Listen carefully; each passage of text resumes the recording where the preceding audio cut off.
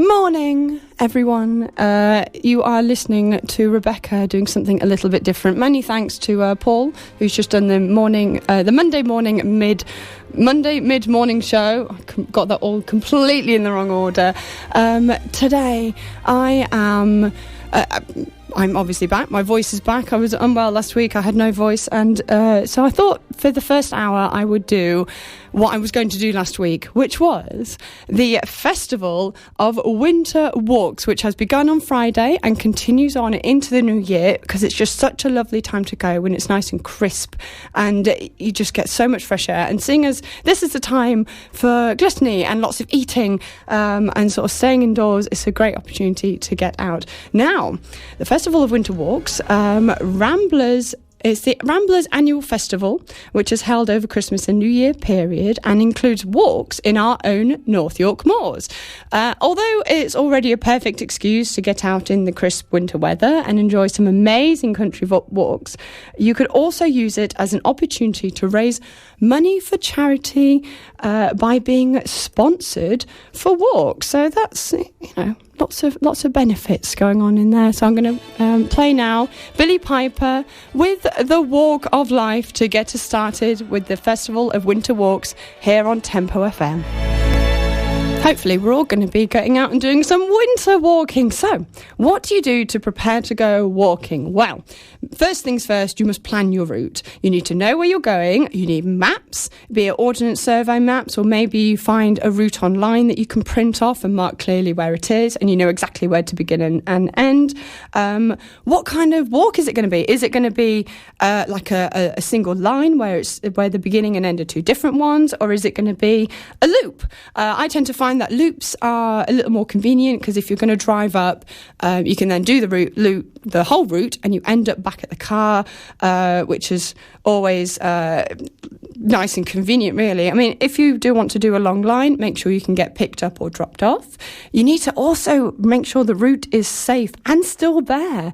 I've actually been on walks with my other half up in the Dales, and a couple of times, in fact, there was one route in particular, and we started at Scarcross Caverns, I think it's called, and we started there, and it started off fine. There was one sort of bit of field where there was no path at all, and we just ended up climbing through heather, and then round the other side on the way back, sort of in the second half of the loop, the path just was warped altogether, because a farmer had put up a fence in a different place and changed the route so that it sort of didn't exist, and we missed where we were supposed to leave that field because the farmer had moved the fence. So you need to double check that you know exactly where you're going, and maps are always a perfect way to do that. So I'm going to pass you to Maroon 5 with Maps. Tempo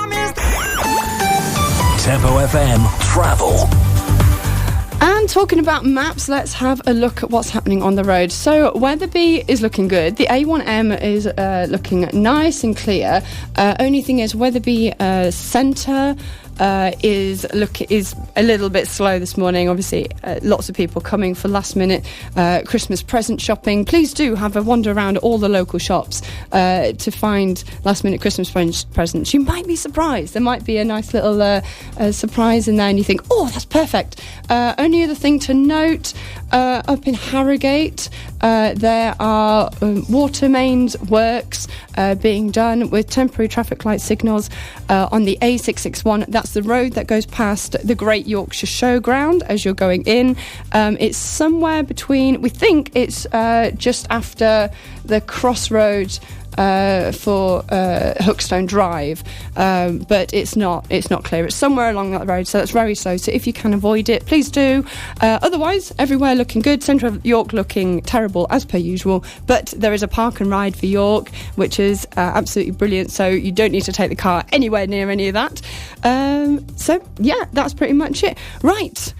Back to winter walks. That was driving, now walking. So you have your route ready. You now have, now you just need to get yourself ready. So first of all, you need a proper pair of walking shoes or boots, of course, designed for the, for walking.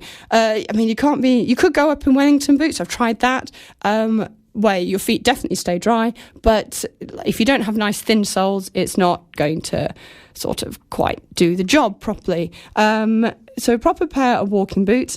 Obviously, you can pick these up from shops, retailers, for outdoor clothing and such. And you can get nice high quality ones, which even have like a steel sole. So you know that any rocks under your feet, you're not going to be feeling it. It's like you're going to be walking on air. So make sure you get a pair of boots that are specifically made for walking. And Nancy Sinatra is going to take us into that one. These boots are made for walking, everyone. Ah, lovely. Right, so you are here with Rebecca here at Tempo FM 107.4 from the heart of Wetherby, and we are talking about the Festival of Winter Walks, which began on Friday and goes on into the new year. So, to mention maps, obviously, route planning, very important, and proper walking shoes, also very, very important. But you don't just go walking in shoes, do you? I mean, that'd be quite chilly, unless you're a nudist, of course. Then they do that. But no, you in this weather, we do want to dress up a bit more warmly. So moving up the body, dressing properly is important to be prepared for good and poor weather, and you never go in short shorts or just a t-shirt, for example, unless of course you're walking in Egypt, where although it is winter, their sort of top average December temperature is 21 degrees Celsius. That's 70 Fahrenheit, with a minimum of 9 degrees. So I think you'd be quite all right if you wanted to go walking like an Egyptian, like the Bangles do. Tempo FM weather.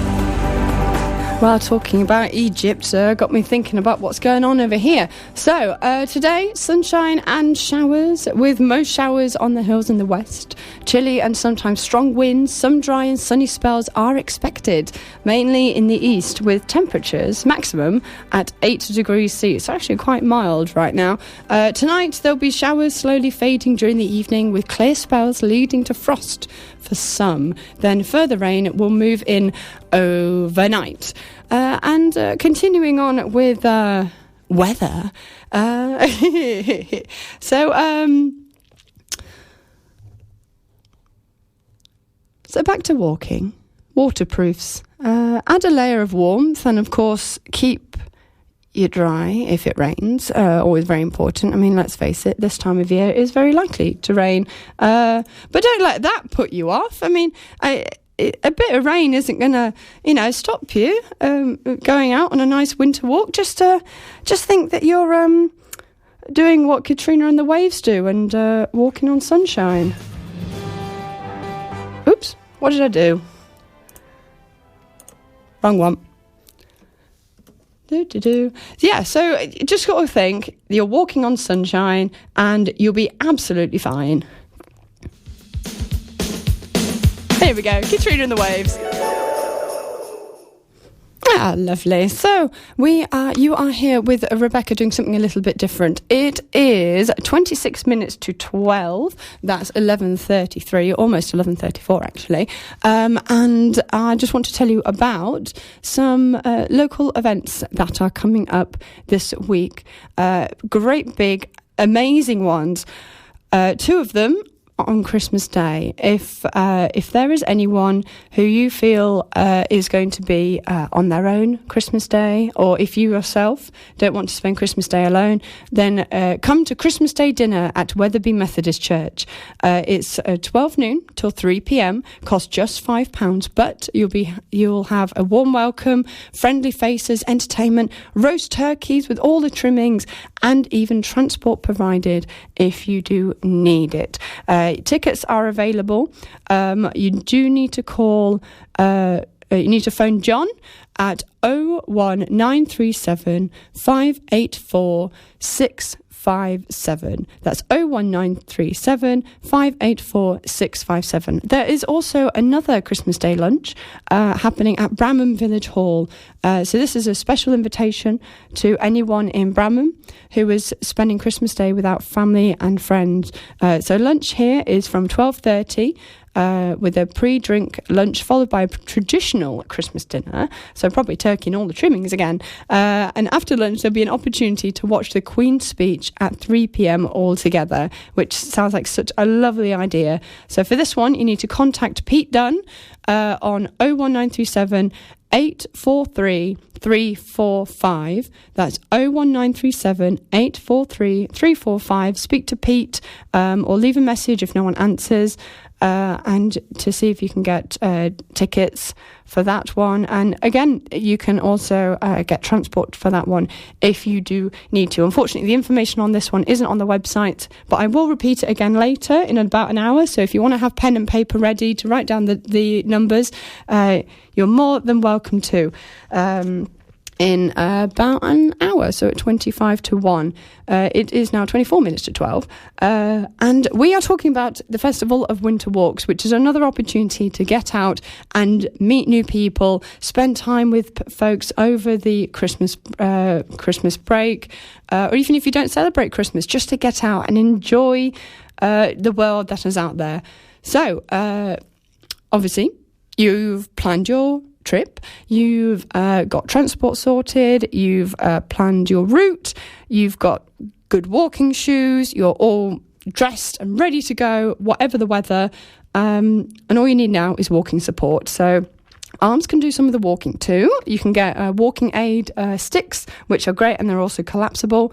And of course, the best support you can have is that of other people around you. And with the Festival Winter Walks, there are actually organised events to meet up and meet new people and to just get out and have a good fun.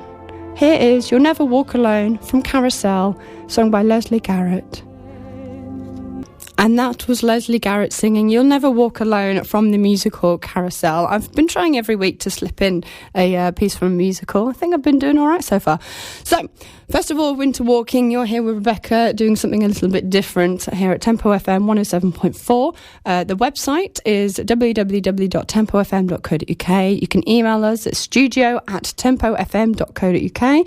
And you can send text to 82228, starting the message with the word tempo, followed by a space, and standard network rates apply. So, Festival of Winter Walk. So, you've got your route sorted, you've got your footwear sorted, your clothing sorted, you've organised to go in a group and meet new friends. So, all of that sorted, and a couple of other little things that was always a good idea to take with you. Spare socks, for example, if you get wet. Always nice to take those. First aid kit, possibly. Slips, strips, grazes on hands. Always good to be able to clean those up. A torch, just in case something happens and it gets a bit dark by the time you finish, especially since we've just had the winter solstice. It's pretty dark out there for a lot of the day. And also taking a fully charged phone or mobile GPS device. Make sure it is fully charged, but do not rely on them for signal, as other people have got lost out there using their phones for finding where they're going on routes, and the phones have died or just not had signal enough to tell them where to go, and they get lost. So, great idea, take an ordnance survey map. And food. Yes, food. You must take food which has high energy in it. Bananas are a great source of energy. Protein bars as well. And I'm sure a lot of you will go, oh yes, when I say Kendal mint cake. Oh yes. And speaking of food, even what you eat before the walk will help. So the night before or even on the morning, starchy carbohydrate food such as whole grain pasta, vegetables, fruits, even rice, And on the morning, if you have a light breakfast, for example, eggs or whole grain, non-sugary cereal, and you can even have porridge with that too. So, hey guys, how do you like your eggs in the morning? Maybe Dean Martin and Helena Collin will tell us. And you're here with Rebecca doing something a little bit different. It is 11 minutes to 12, and we're talking about Festival of Winter Walks, which started on Friday and carries on into the new year. And so we've got our map, we've got our footwear, we've got our clothing, we've got our friends to go with, or new friends, and we've got our food, of course. So I think that's it. I think it's time to go. So my boyfriend and I enjoy a good jaunt through the countryside when we're both free, particularly in the summer when he has weekends off and I'm also a bit more free. And one memorable walk we had started us in Middleham, which is just sort of east of the North York of the Dales, up. So we started off in Middleham, parked in the centre, and we walked up the Gallops, which is where they train racehorses. We then walked down past Forbidden Corner, which is a fun day out too, past Braithwaite Hall, over the River Cover, back up north, and back to Middleham for a pub lunch. But just before we got back to Middleham, just after crossing the river, the weather turned. The rain that we'd spotted from far away arrived, and we were confused in rain and mist until we got over the last hill and we saw Middleham Castle. Now, rain can be quite off-putting when it comes to walking, and especially when you start to get really tired towards the end and you think, I just need to stop, I need to have a sit down. But if you sit down, you're just not going to get back up again. You're going to stay there, you're going to be exhausted. So the best thing to do is just keep going and just don't let anything break your stride, as Matthew Wilder is about to sing for us now. I don't think anyone's going to be stopping Matthew Wilder anytime soon. He's just going to keep going. So, Festival of Winter Walks. Now, I've just mentioned how me and my boyfriend have gone on walks quite a lot. In fact, we are such fans of walking that we actually went on a walking weekend holiday to Wales this summer just gone. We stayed in a campsite near Abergavenny, where, amongst others, we climbed the Sugarloaf mountain. And if you enjoy a good walking challenge with a climb, Wales is a great place to start. In fact, the very first one that we did, I can't pronounce the name of the hill that we climbed. I'm not going to try to. I might embarrass myself. But we made a mistake very early on, thinking, this is because we had the map printed off and marked it on, and we thought, this must be this track that goes up round here. And it was a steep track, and it wasn't very pleasant, and it was almost painful to get around. Turned out that was not part of the route. So we did a nice extra jaunt up a really difficult and steep bit of hill, which was actually an access road for vehicles to be able to get up onto the hill to help maintain the sort of the foliage up there and trees and such. But when we got to the top, it was amazing. It was windy, and the wind was just coming up the hill and just blowing upwards, so much so that if you leant over the edge of the hill, you could put your arms out and you felt like you could fly. It was amazing. And seeing as it's almost Christmas, I have every right to play this song by Aled Jones. Of course, it's Walking in the Air. Yes, we were indeed walking in the air. So this is drawing to a close my first hour, which was been all about the Festival of Winter Walks. And of course, I can't do a theme about walking and not play this by the Proclaimers, the I'm Going to Be 500 Miles. This will lead us into the news coming up at 12 o'clock. I'm then going to be on for another hour, and this time talking about UK Christmas number 2s.